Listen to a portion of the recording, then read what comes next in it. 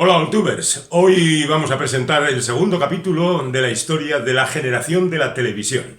Ya presentábamos uno, hablando del film fundamentalmente el que inició toda la carrera, que se titulaba Marty, pero con todos los respetos hacia Del Berman, su director. Si bien es cierto que él fue el primero que pasó al cine, tuvo una carrera más o menos discutible, mientras que otros que le siguieron la tuvieron mucho más sólida, mucho más importante, con grandes películas. Y yo creo que la máxima representación de todo eso es la figura de Sidney Lumet, que empezó en el año 57 a hacer películas y terminó en el año 2007, es decir, 50 años, si no contamos los 5 años que estuvo haciendo películas para televisión. Porque de ahí viene justamente la generación de la televisión. Aquellos cineastas que estuvieron haciendo películas para televisión, muy frecuentemente películas realizadas en directo, es decir, casi obras de teatro, con muy pocos escenarios, a veces con uno solamente, pero de gran densidad dramática y abordando asuntos muy relacionados con la época en que se hacían, los años 50 y en Estados Unidos. Se puede decir que hay incluso cierta unidad entre todos ellos al adaptar, por ejemplo, obras de teatro de autores de la época, Eugene O'Neill, Tennessee Williams, Arthur Miller, y por otra parte también la deriva hacia otros derroteros por parte de cada uno de ellos. En el caso de Sidney Lumet, que es quien nos ocupa, pues tiene algunos puntos que van jalonando su carrera. Por ejemplo, hay muchas películas judiciales.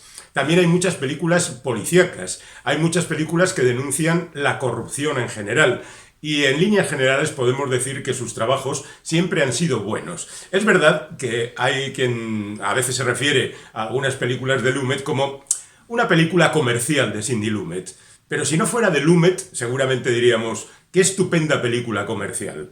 A veces con grandes actores, con argumentos interesantes y con guiones muy ingeniosos. Bueno, vamos a repasar su historia y vamos a decir que nació en 1924, hijo de un actor y de una bailarina, es decir, que prácticamente estaba llamado a trabajar en este territorio. De hecho, empezó a trabajar como actor, entiéndase, con 4 años, cuando su padre le incluyó en una película. Estuvo trabajando intermitentemente mientras estudiaba hasta los 15 años, pero después ahí lo dejó y él descubrió que lo que quería era hacer una cosa diferente. Y evidentemente lo que él quería era dirigir las películas. Pero no se entra rápidamente por la puerta grande de Hollywood, así que tuvo que refugiarse en la televisión. Quiso la suerte que en aquella época los programas de televisión cobraran gran importancia y años más tarde él y otros compañeros pasaron a dirigir películas. Pero bueno, en su caso concreto, digamos que empezó en el año 52 y que su primer trabajo para televisión fue una adaptación de Don Quijote, con Boris Karloff haciendo de Don Quijote y Grace Kelly, en una pequeña intervención, haciendo de Dulcinea. Grace Kelly en el 52 era una actriz muy secundaria. Después hizo un telefilm, No Room, con James Dean, uno de aquellos trabajos que antes de saltar al cine y convertirse en la estrella en que se convirtió gracias a Rebelde sin causa y Gigante y Al este del Edén, pues le convertirían en estrella y su prematura muerte en una leyenda. Hizo todavía otro telefilm más con James Dean, pero parece que se encontraba con grandes intérpretes. Por ejemplo, hizo una historia titulada El Sistema con Eli Wallach y Kim Stanley, o también tuvo a Ray Danton y Anne Bancroft en otro telefilm.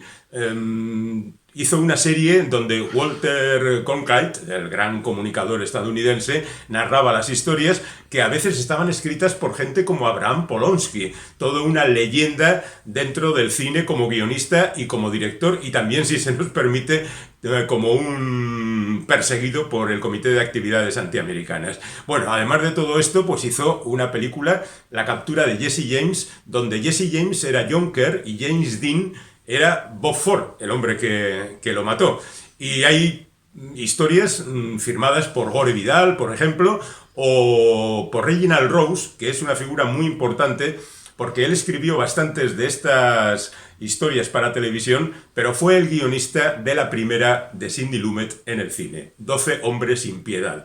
Una película que todavía hoy figura en el top 10 de las mejores películas de la historia del cine y que ha sido reconocida a lo largo de las décadas como una obra maestra, no solo por la intensidad de su guión, de sus diálogos, también por el asunto que trata, la decisión de si alguien es culpable o inocente en un juicio. La película, supongo que lo sabéis, se desarrolla exclusivamente en la sala donde está un jurado compuesto por 12 hombres, los 12 hombres del título, que se enfrentan a la decisión de decir si un individuo ha matado a su padre o no. Y van analizando las pruebas. Bueno, en realidad todos están de acuerdo al principio en que es culpable. Y deciden, vamos a terminar esto cuanto antes porque hace mucho calor aquí y yo, por ejemplo, me quiero ir a ver el partido.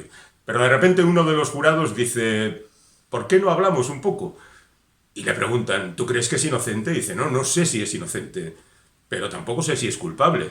Creo que se merece que dediquemos unos minutos a discutir sobre esto. Y bueno, pues ahí a partir de ese momento y prácticamente en tiempo real se desata la discusión en la que los jurados van mostrando su auténtica personalidad y poco a poco algunos van cambiando de bando. Henry Fonda, que vio rápidamente las posibilidades de este tipo de películas, de hecho Henry Fonda fue uno de las primeras estrellas que se apuntó a la televisión y protagonizó una serie titulada El Comisario, que no ha pasado a la historia, pero que bueno, fue un intento de las estrellas de entrar también en el mundo de la televisión.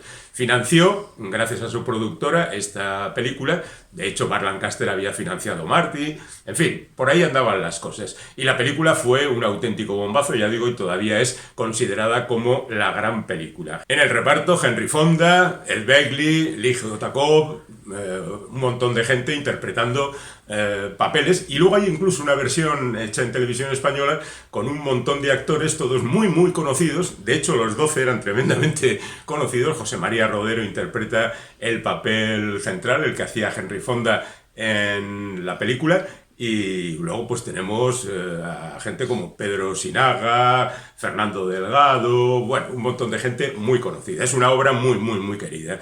Lo curioso es que a continuación hace una película muy menor que se titula Sed de Triunfo, otra vez con Henry Fonda de productor y protagonista, pero fundamentalmente centrada en el personaje de Susan Strasberg, que es una actriz, bueno, una aspirante actriz que trata de triunfar. Es la primera película de Christopher Plummer, por cierto. Como detalle, no ha pasado a la historia. Pero a continuación, ya en el año 59, hace Esa clase de mujer, una película que forma parte de las que interpretó Sophia Loren en su intento por conquistar el estrellato en Hollywood. La historia es la de dos prostitutas que tiene en el año 44, en plena Segunda Guerra Mundial, tienen relación con los oficiales, pero una de ellas se enamora de un soldado, Tab Hunter, y la historia, bueno, pues va por esos derroteros. A continuación, el propio Lumet sigue trabajando en televisión mientras hace películas y hace, por ejemplo, Jones Brown Raid, donde debuta, en este caso en la televisión, el mismísimo Robert Duvall. Y también tiene oportunidad de hacer películas con James Mason, con el que luego trabajará mucho en el cine, digo, películas de televisión. Y la siguiente será ya la película Piel de Serpiente, una adaptación de Tennessee Williams que por aquel entonces se llevaba mucho. Pues ahí estamos, en Piel de Serpiente, que es esa película protagonizada por Marlon Brando, que parece que también da otro espaldarazo a la figura de Sidney Lumet gracias a su interpretación, adaptando una obra de Tennessee Williams. Williams por aquel entonces era tremendamente famoso, se había adaptado ya La gata sobre el tejado de Zinc, Verano y humo es contemporánea de este, otro Dulce pájaro de juventud se rodará poco más tarde, junto con otros autores como Arthur Miller, por ejemplo, o Eugene O'Neill, será la gran figura del teatro de la época. Y Piel de Serpiente habla de un tipo inadaptado, que es un cantante que anda recorriendo los Estados Unidos, donde nunca es bien aceptado.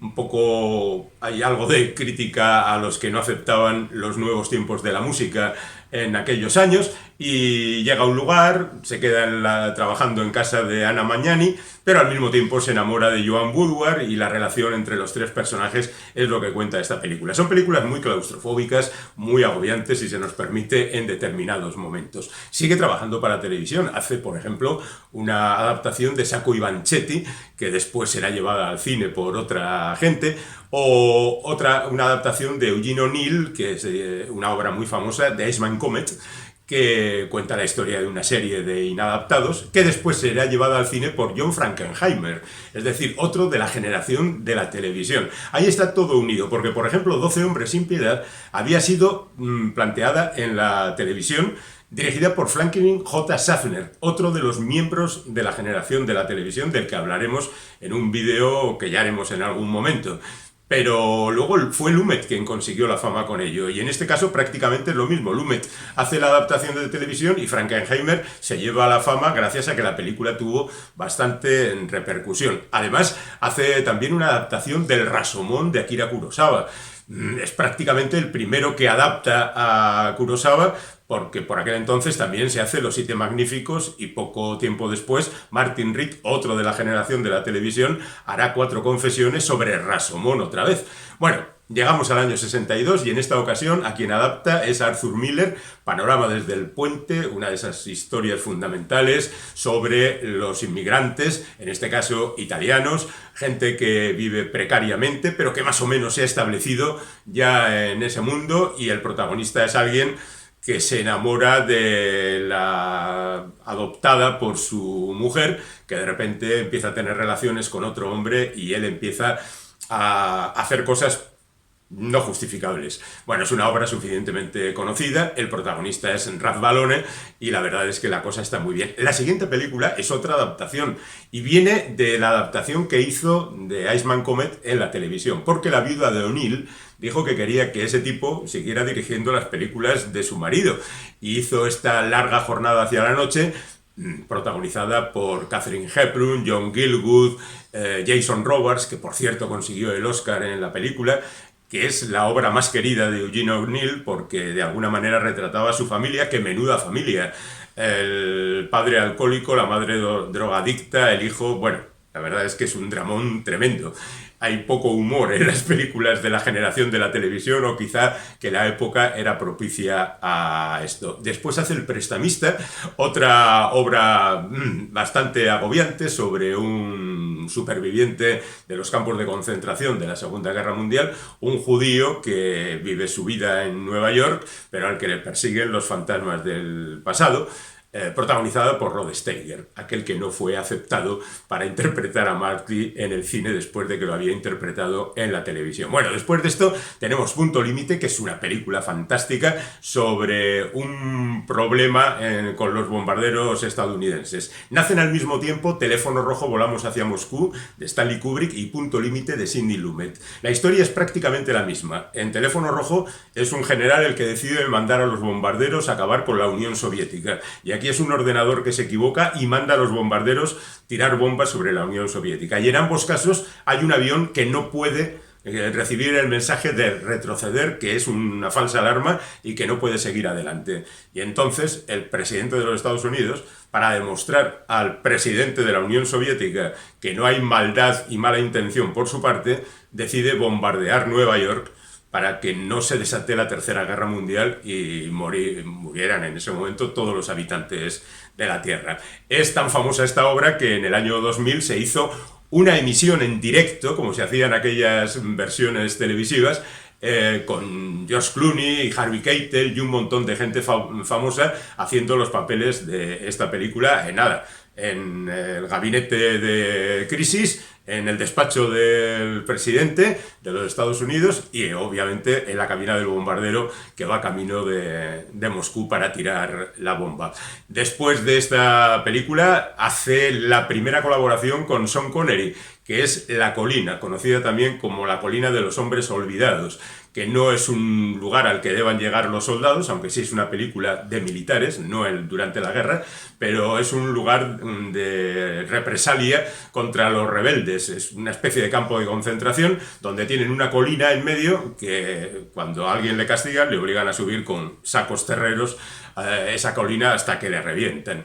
Connery quedó encantado con esta película porque él había hecho ya otras, Marnie la ladrona de Hitchcock, por ejemplo, y por supuesto las de James Bond, La mujer de paja de Basil Darden, pero no estaba contento con ellas. En cambio, le encantó Lumet, de hecho hizo 5 películas con él. Ya llegaremos a ella. La colina es una magnífica película. Después hace El grupo, la adaptación de la famosa novela de Mary McCarthy, que cuenta la historia de 8 mujeres desde los años 30 hasta los años 60, sus relaciones, la forma como va cambiando la sociedad, cómo ellas van interrelacionándose a pesar de que se separan.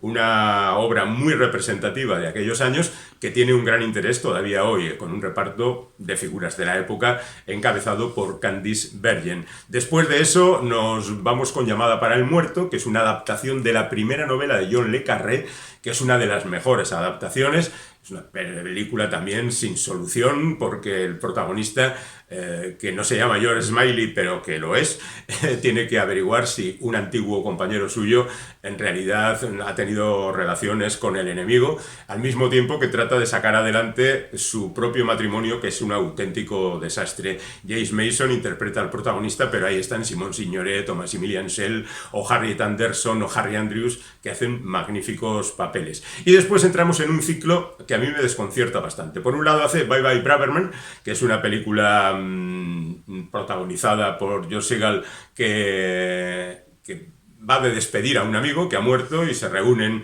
más que se reúnen, hacen el camino para reunirse los antiguos compañeros, que es una película que es bastante desastrosa. Hace al mismo tiempo para televisión una adaptación de La gaviota de Chekhov, con un reparto importantísimo como James Mason, Vanessa Redgrave, Simone Signoret, bueno, un montón de gente famosa, pero en la televisión las repercusiones son las que son. Hace luego una cita, una película protagonizada por Omar Sharif y Anouk Aimée, y la hace en Italia. Una de esas cosas extrañas que, bueno, la historia incluso es un poco descabellada. Es un hombre que cree que su mujer se prostituye y entonces establece una cita por teléfono para descubrir si eso es cierto o no, pero la película resulta muy extraña, quizá las circunstancias no eran las más adecuadas. Después hace The Last of the Mobile Hotshots, que es una película, bueno, que es una historia de Tennessee Williams, pero además escrita por Gore Vidal, que es otro gran guionista,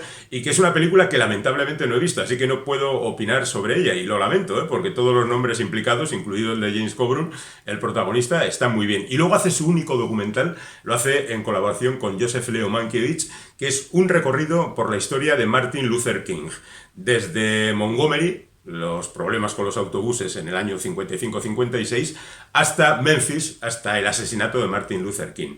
Es otra película que no he visto porque la verdad es que no ha tenido una distribución normal. De hecho, en su momento tuvo pases cinematográficos muy breves y desapareció y se recuperó ya en el siglo XXI, pero nunca he tenido cerca esta película, así que no la he visto. Pero seguimos con Lumet y llegamos a un punto de efervescencia. Llegamos a la que posiblemente es la película más famosa de Sidney Lumet. Bueno, estaría en el triplete principal de sus películas comerciales. Supergolpe en Manhattan. Lumet está harto de hacer películas buenas y que nadie le haga caso, así que llama a su amigo Sean Connery, que por entonces ya había dejado a Bond, aunque volvería para Diamantes para la Eternidad, y que se reencontrarían con gran satisfacción para hacer Supergolpe en Manhattan o The Anderson Tapes, que es una película sobre un robo. Connery sale de la cárcel después de 10 años, reúne a un grupo de compañeros de delito y deciden dar el supergolpe, que es robar toda una casa. Diferentes apartamentos al mismo tiempo. Para lo cual, como los tiempos han cambiado, por supuesto, y los métodos son diferentes, pues primero tiene que aprender esos métodos y después adaptarlos a sus planes. La película no es para tirar cohetes, pero la verdad es que es una película comercial impecable, interesante, siempre siguiendo el argumento de manera que te tiene atrapado, con un reparto pues muy majo. Está Sean Connery, está Martin Balsam. Por cierto, es la tercera película de Christopher Walken, que ya iba camino del estrellato. Es la primera película comercial que hace. Después llegaría El Cazador y todo eso. Y a mí es una película que me parece fantástica. Lo que pasa es que, claro, es Lumet y entonces dicen, se ha vendido al capital. La siguiente película es muy extraña, es del año 72, Perversión en las aulas. Cuenta otra vez con James Mason, que es uno de sus actores favoritos, como queda claro. Están también Beau Bridges y Robert Preston. Es una película extraña que habla de un tipo que llega a un internado masculino donde se descubre que, por ejemplo, hay prácticas sadomasoquistas.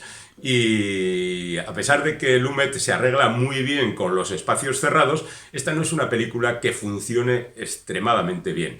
Es interesante porque siempre en Lumet es interesante, está bien hecha porque siempre en Lumet están las películas bien hechas, pero digamos que no son de las grandes. Y luego hay una película muy pequeñita, que a mí me parece una de las mejores de Lumet. Vuelve a reencontrarse con Sean Connery y hacen La Ofensa. La Ofensa, básicamente, es el encuentro de dos personalidades con dos grandes actores, Sean Connery e Ian Bannon. Connery es un policía amargado y destruido, Ian Bannon es un asesino de niños. Y bueno, pues hay un interrogatorio que se sale un poquito de madre. Y eso es el núcleo de la historia. Es verdad que hay además una investigación donde aparece Trevor Howard, por ejemplo, y otros actores, pero fundamentalmente es esa escena que aparece fragmentada a lo largo de la película, en la que, bueno, pues nos encontramos con la almendra de la situación y que ya digo es fantástica. Es una película que no ha visto casi nadie. Aprovechad si podéis, porque La Ofensa os va a dejar huella en el cuerpo, pero tampoco tiene éxito. Y ahí está Lumet otra vez pensando en qué hacer, y lo que hace es hacer otro de sus grandes títulos súper comerciales, que es Sérpico, esta vez además acompañado por el aplauso general, porque es un tema importante. Sérpico es la historia de un policía real, que se dedicó a denunciar a sus compañeros que estaban atrapados en las redes de la corrupción, desde los que cobraban un puñado de dólares por mirar hacia otro lado cuando se cometían delitos, a aquellos que estaban pringados verdaderamente en la corrupción de la ciudad. La historia es real y la película cuenta con un Al Pacino desbocado, porque en aquel entonces acababa de hacer El Padrino y estaba dispuesto a demostrar lo enorme intérprete que era. La verdad es que la película está muy bien, ha quedado para la historia, y como recordaba en su momento Andreu Martín, decía, después de la proyección de Sérpico en todo el mundo y en concreto en España también, hubo una especie de síndrome sérpico. Todos los policías querían denunciar a sus compañeros para convertirse en el héroe que mostraba esta película. Bueno, a continuación, una de cal, una de arena, hace una película titulada Loving Molly, protagonizada por Anthony Perkins, que no tengo el gusto de conocer, así que me la voy a saltar. No conozco ni el argumento siquiera.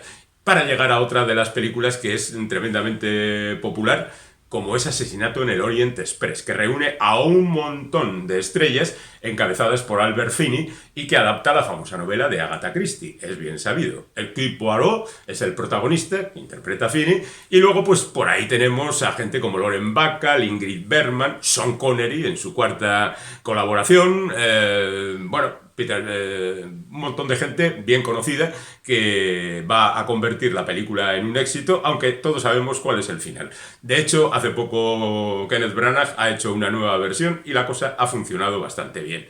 ¿Es una película impersonal? Sí. ¿Es un éxito? También, no pasa nada. Inmediatamente a continuación nos encontramos con Tarde de Perros, que vuelve a reunir a Lumet con Al Pacino. Es otra historia tremenda, en este caso la de un atraco a un banco por parte de dos tipos que no tienen ni idea de lo que están haciendo, que tratan de dar un palo y se lía la cosa de tal manera que acaban cercados por la policía, por los medios de comunicación y por todo el mundo, y la verdad es que pues el final, como no podía ser de otra manera, es trágico. Permite a Pacino hacer otra de esas interpretaciones un poquito pasadas de vuelta y el bueno de Lumet consigue de nuevo el aplauso. Y a continuación hace otra de esas películas históricas, Network, un mundo implacable, de la que ya hemos hablado en alguna ocasión, y que es todavía el mejor retrato sobre la televisión que se ha hecho nunca. Cómo los directivos de la televisión harán cualquier cosa por la audiencia, cómo los presentadores de los programas harán cualquier cosa por la audiencia, incluso suicidarse, y cómo todo el mundo está metido en una vorágine penosa cuando se trata de la televisión. Hace casi 50 años. Imaginaos lo que será ahora. Bueno, además de Network, hace a continuación una obra de prestigio, como es Equus, una obra de teatro de Schaffner, el mismo que haría Amadeus. protagonizada por un psiquiatra que trata de saber qué hay detrás de la ceguera provocada por un muchacho en unos caballos. Es una obra de teatro que también fue muy famosa en los escenarios, aquí está interpretada por Richard Burton, y la verdad es que funcionó bastante bien. Y a continuación hizo otra de esas cosas que no se entienden demasiado, que es The Wiz, algo así como El Mago, que venía a adaptar El Mago de Oz, pero interpretada exclusivamente por afroamericanos. De hecho, Dorothy es Diana Ross y hay algunos famosos como Michael Jackson interpretando los papeles de acompañamiento. Por ejemplo, él hace del espantapájaros. La película fue un auténtico desastre, fue un error económico y además fue muy mal vista por casi todo el mundo. De hecho, tú la ves ahora y no te parece mala, pero en su momento pues fue muy bien, muy mal aceptada. Luego hace Dime lo que quieres, a mayor gloria de un cómico que se llamaba Allen King y que había trabajado con Lumet en algunas ocasiones. Es casi una performance del propio King que vertió aquí todas sus chistes, sus bromas, su forma de hacer, pero que la película no pasaría a la historia. Es una historia muy autocomplaciente de un tipo dividido entre diferentes mujeres que no va muy allá. Después de esto, el bueno de Lumet vuelve de nuevo a la esencia y hace El príncipe en la ciudad, una película muy larga, de casi 3 horas, donde el principal protagonista trata de enfrentarse también a la corrupción, tiene que luchar contra ella, pelear duro. ¿Es peor que Sérpico? Pues no sabría decirlo. Es una película también muy compleja porque es mucho más larga y aborda muchos más asuntos que los que anunciaba Sérpico, pero está prácticamente en esa línea. Y a continuación hace la película La trampa de la muerte, que es una obra de teatro donde un escritor, Michael Caine, descubre que hay una novela estupenda que ha escrito un jovencito, Christopher Reeve, y pretende matarlo para quedarse con la novela y hacerla pasar por suya, ¿no? Es una película que no aporta nada ni de popularidad ni de calidad a su trabajo, pero sí lo encauza para otra de esas películas con juicio y de enorme popularidad. Sidney Lumet ha empezado a producir sus películas, las raras, las que no tienen mucha viabilidad comercial, y al mismo tiempo ha empezado a escribir los guiones de algunas de sus películas. Empieza con El príncipe en la ciudad y luego va a hacer los guiones de diferentes películas a lo largo de los últimos 20 años de su trabajo. Bueno, la película que anunciábamos como gran acontecimiento es Veredicto Final, una de esas películas extraordinarias por diferentes motivos. El guion es de David Mamet, que es un dramaturgo excepcional. Paul Newman interpreta al protagonista, que es un personaje acabado que va de funeral en funeral tratando de conseguir que le den algún trabajito y que de repente se encuentra con un monstruo en la representación del obispado de la ciudad, que es acusado de un delito, no entraremos en detalles, y tiene que enfrentarse a eso. Y al mismo tiempo conoce a una mujer, Charlotte Rampling, que puede sacarle del marasmo en que es su vida. Y con los dos argumentos, que se entretejen lo suficiente como para darle unidad al conjunto, hacen esta película profundamente melancólica, una película muy triste, muy intensa, muy magníficamente trabajada por todos y que ha pasado a la historia de alguna manera como la representación básica del cine de Lumet. Bueno, ahí queda ese veredicto final, el veredicto en su título original, otra vez con James Mason, en este caso en un papel muy secundario. En cualquier caso, llegamos a una etapa en la que el bueno de Lumet pues va mezclando sus aficiones con otras cosas. Por ejemplo, Daniel es una película basada en una novela de Doctorow, que cuenta la historia del hijo de una familia ejecutada en su momento por espiar para los soviéticos. Es algo que por aquel entonces ocurría bastante y el propio Daniel está atrapado un poco en esa historia. Casi hay una película posterior que reflejaría pues una variante de esta historia de Daniel. Por otra parte, tenemos Buscando a Greta, que es una comedieta donde el protagonista que piensa que su madre le queda poco tiempo de vida y que siempre ha querido conocer a Greta Garbo, se mete en una aventura para justamente encontrar a Greta Garbo y presentársela a su madre, que es Anne Bancroft en la película. A continuación hace Power, que es una película también de corrupción política. El protagonista Richard Gere se queda sin su cliente mayor, en el campo de la política y va a parar al gabinete de otro político del que intuye que no es precisamente una persona muy limpia. Así que, bueno, pues empiezan a investigar las cosas y las cosas tienen mucha tela por debajo.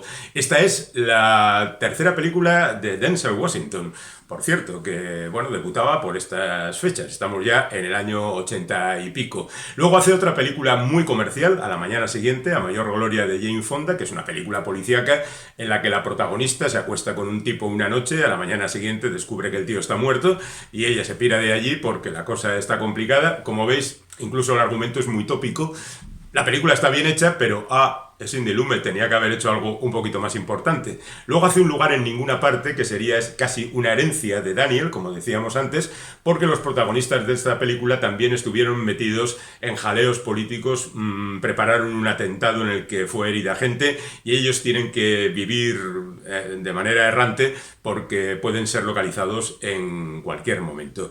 Después de esto, hace la última película con Sean Connery, que es Negocios de familia y que es un poquito desastre. Reúne a Connery con Dustin Hoffman y la verdad es que esa química no funciona. Se suma Matthew Broderick, son el abuelo, el padre y el hijo y nieto del otro, que planean el golpe definitivo, una especie de supergolpe en Manhattan, pero sin gracia y sin ningún interés. Después hace otra de esas películas potentes, tremendas, Distrito 34, Corrupción Total. Él hace también el guión y cuenta la historia de un policía súper violento que interpreta a Nick Nolte y la gente que trata de frenarle porque se ha pasado de vueltas, un poco como el protagonista de La ofensa, pero el tipo no retrocede y va matando a la gente que podría encausarle en algún caso, y la verdad es que es una película excelente. Hay otra película policíaca a continuación, Una extraña entre nosotros,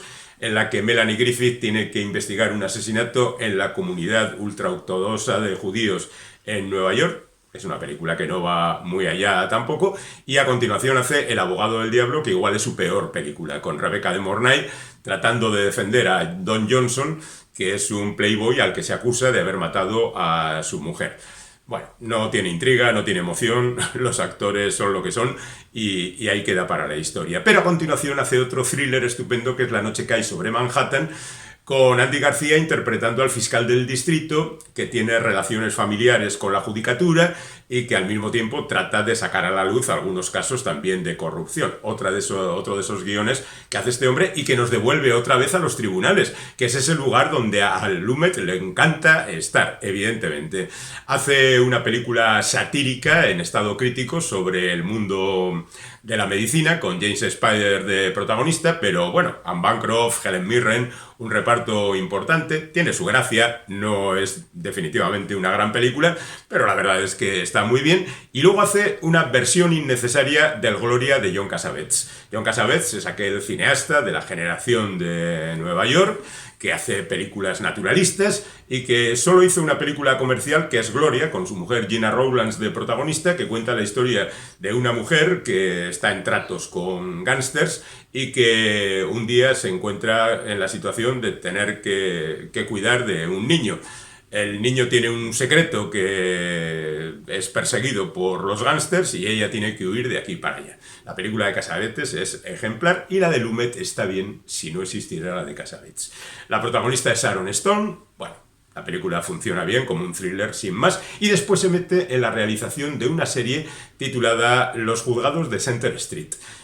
No solo escribe algún guión, sino que dirige hasta 9 de los 31 episodios. Por cierto, Arthur Penn, un compañero de generación, hará otro de esos episodios. Y es otra vez lo mismo. Juzgados, policías, casos interesantes, mucha corrupción, porque es algo que le obsesiona a Lumet, y seguir adelante con la historia. Luego hace En el nombre de todos, Seguridad máxima, que es una curiosa película donde, por un lado, hay una mujer estadounidense atrapada en un país que no le deja salir porque creen que es sospechosa de espionaje, y al mismo tiempo hay un árabe atrapado en Estados Unidos al que no le dejan ni moverse porque creen que también es culpable de algo.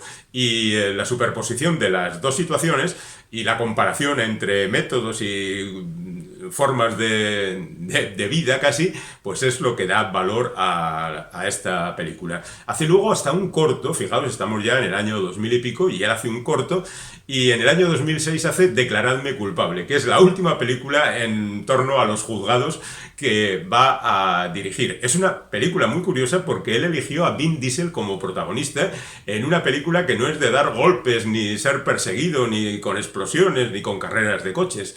Es la historia de un tipo, una historia real, un gran macroproceso a la mafia, en la que uno de los encausados decidió defenderse a sí mismo. Y la película recoge prácticamente las actas del juicio.